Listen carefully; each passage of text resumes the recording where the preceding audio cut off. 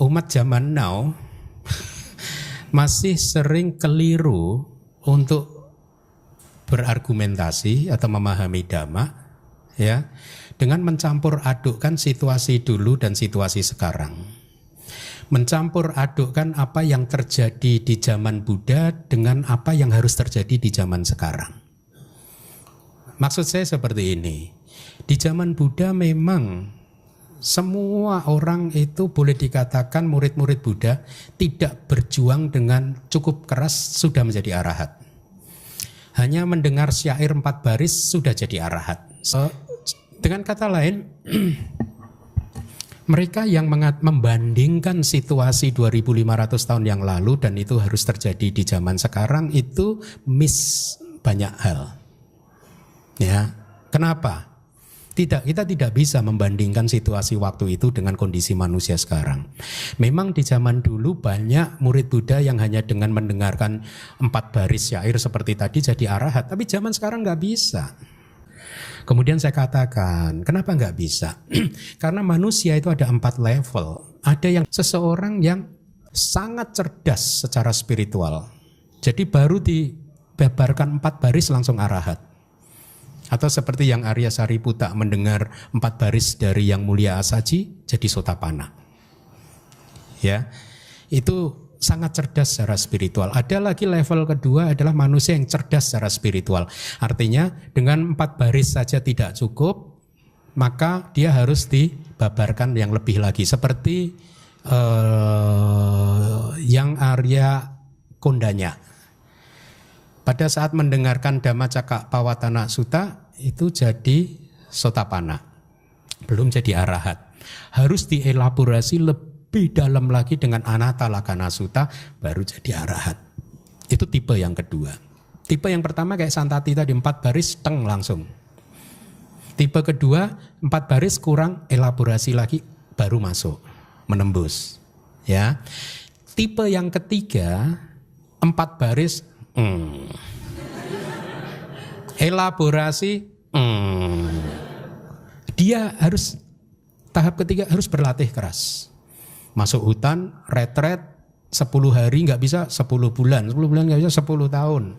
Berlatih keras. Ya. Baru dia bisa menjadi arahat. Tipe yang keempat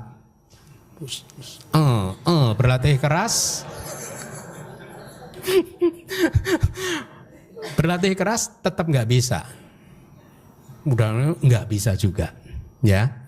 Nah, di kitab komentar dijelaskan 2 tipe yang pertama ini stoknya udah habis. Udah habis, udah parinibbana semua.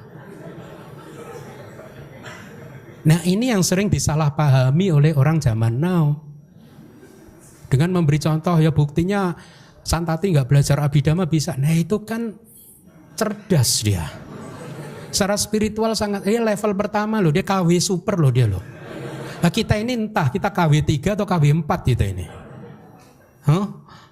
Jadi dikomplain begitu kan. Nah jadi harus dipahami bahwa contoh-contoh di kitab suci itu sudah habis. Artinya yang tersisa saat ini itu level 3 dan level 4.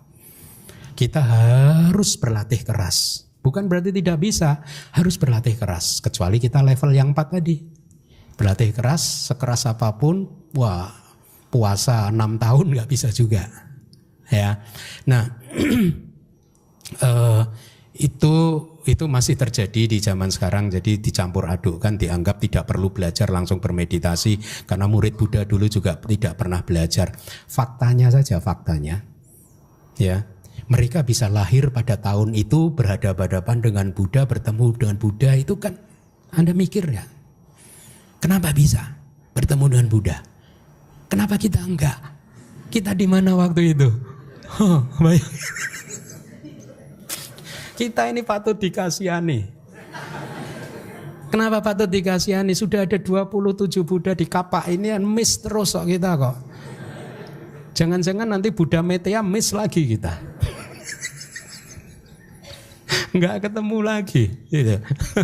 Ya tentu harapannya tidak sampai Buddha Meteya kita udah keluar samsara ya.